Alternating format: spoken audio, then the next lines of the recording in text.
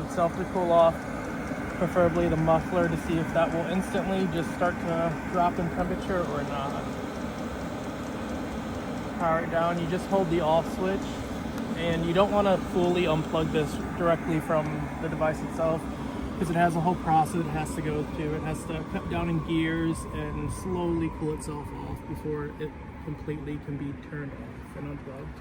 And it takes about 5 minutes in total on each power up and power down before you can unplug it. So now we're going to get some readings on the tubing. This is cooling down, so 168 degrees of air coming out. And the muffler is dropping down to 57 degrees. And the base is dropping